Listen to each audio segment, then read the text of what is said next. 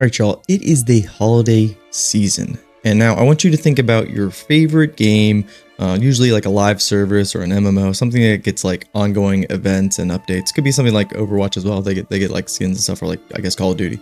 But think about your favorite game that has holiday events, and then think about the one that does your favorite, Halloween event. Now, if you did not answer Guild Wars 2's Mad King Festival, the Shadow of the Mad King, you're wrong. let's be honest here. So today I want to go over, in my opinion, the best Halloween holiday event in gaming, probably period. I was gonna just say MMOs, compare the Mad King event to MMOs and what they do for Halloween.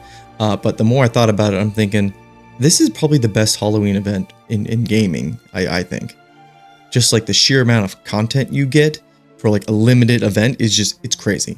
Now, overall, this is going to be a rundown of the event, what I love about it, what makes it so special, why is it the best.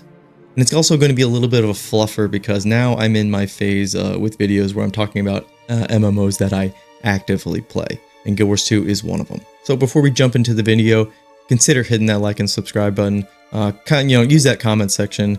You can just say, "Hey Nomad, you're looking very handsome today," and I'll be like, "You look handsome as well." So that really helps out the channel. And stick around to the end because I'm gonna go through basically a sheet of all the topics and things I want to cover in my Guild Wars 2, like kind of like retrospective of review. And you can kind of see the layout and like the topics I'm gonna hit, and see if I'm really like missing anything, I guess, before I get to work on that video. But without further ado, let's talk about Guild Wars 2's Shadow of the Mad King event. So, Shadow of the Mad King, what is this? This is an event, obviously, in the Halloween season, where this old Crichton king, King Thorn, comes back to life, and he basically, you don't want to say like terrorizes the Tyrians, but it's just this festival they throw, and it's kind of quirky, and it's kind of a little dark as well. But what makes this event so good? Well, when you compare it to other events, I'll use a few examples. So for something like, say, Final Fantasy XIV, you get basically a short story with a cosmetic at the end, and that's all fine and good. It's over in like an hour or two, and then that's fine. And then like in other games, I don't know, like Call of Duty, you get like a zombies game mode, and like basically they pump the cosmetic stores full of skins for you to buy. And so yeah, you look at other games, they get a little bit of content, they get a lot of cosmetics, sometimes they're pushing to a cash shop, that's cool and all. And Guild Wars 2, they do that as well, I'm not saying they don't. But when we actually talk about the meat and potatoes, the actual content you get, it is nuts. You get the Labyrinth, you get the Clock Tower, you get the PvP Rumble, you get the Trick-or-Treat doors, you get the Mad King sets, you get the Scent of Madness, which is like a little dungeon you get to fight the Mad King. And circling back to the Labyrinth, there's mini games that go on, there's races. And when you're doing all these things, you're being rewarded with cotton candy, and that's a currency that you then use to like get updated rewards that are in game. Not to mention the XP you're getting, and all these things just build for a very like community driven event where you just see a lot of people doing these activities. They bring like an MMO and a crowd together to do like these fun things. And the funny thing about this is, I know veterans of the game are probably like, yeah, they don't really add too much to this every time, but like just take a step back and look how much content that this holiday event basically launched with, essentially. Because this game was released August 2012. Does it make you feel old? Makes me feel old. And they had this thing ready for the first year. And so like the first year that came out, let's just talk about the Clock Tower for a second. That thing was hard. That took many hours for me to complete. Everybody was, fresh with the game. They're getting used to the movement systems, but man, that Clock Tower, that was something else. And that is probably the thing I look forward to most when it comes to the Halloween event. And also with those early days with this event, the Labyrinth, where you run around, you do events, you kill like certain bosses that pop up.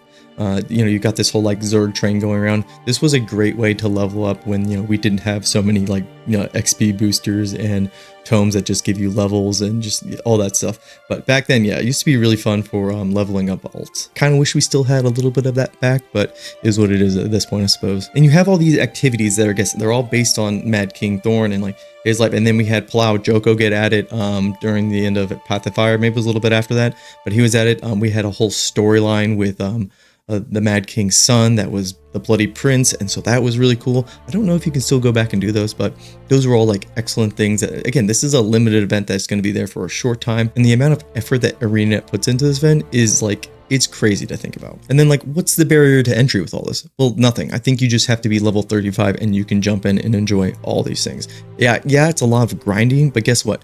You're playing an MMO first off. So grinding's a little bit part of it, but the more important factor is the fact that you are playing with the community. You're getting all these events that are, they're grouping up everybody together in these squads, and it's just like a fun event to really see like the scale and have that MMO feel of just players being around, all focused on like a similar objective. And then it's got the little mini games, Lion's Arch, you can play Mad King Says, and it's very like social, more relaxed. And if you want to take like a smaller party, you can go to the Ascent of Madness, to have a little fun fight there. It's not exactly hard, but it's something to do.